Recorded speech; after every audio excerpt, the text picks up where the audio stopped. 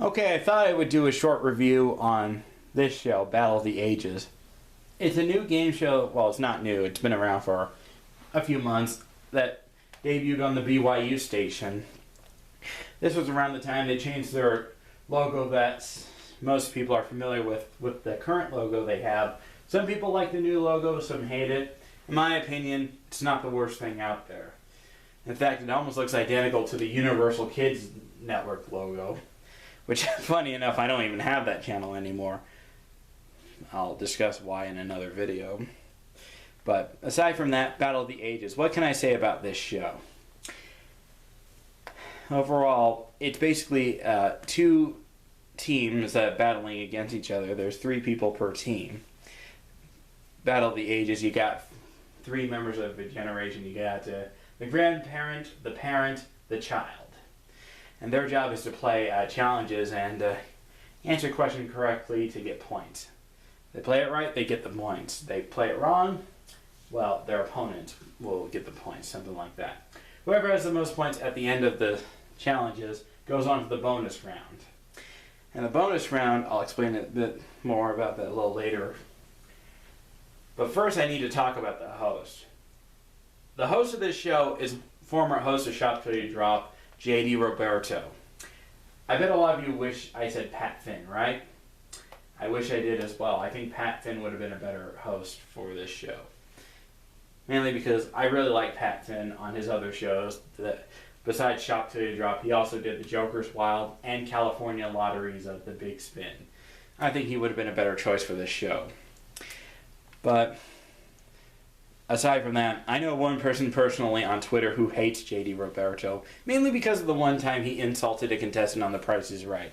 For those who don't know, JD Roberto was announcer for a short while for The Price is Right. This was after Rich Fields either quit or fired from the show, and this was before George Gray became our permanent announcer.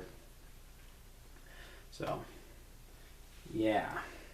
But aside from that, between this and Shop Till You Drop, JD Roberto does a better job on this show. Shop Till You Drop is more of a show that should be hosted by Pat Finn, personally. I would actually be surprised if there was a pilot of this show hosted by Pat Finn. That would be interesting. I wonder if Wink Martindale has the pilot to Battle of the Ages. If you're watching this, Wink Martindale, and you do have the pilot of Battle of the Ages, I'd like to see that. If it was hosted by someone else, that is. Anyway, in the bonus round, which I need to mention before I call off the end of this video, they play a game of basically this or that, similar to You Don't Know Jack's This or That. You have each different decade, and you have to figure out which of the 2 options is associated with the proper decade. You got 50s, 60s, 70s, 80s, 90s, 2000s, and 2010. So that would be 7, if I remember correctly.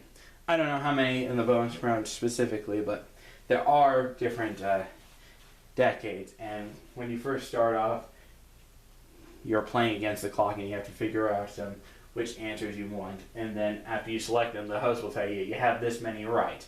Similar to what you would see on, well, Horrible History's Gory Games, where you have single play challenges and then the voice says, you have this many correct.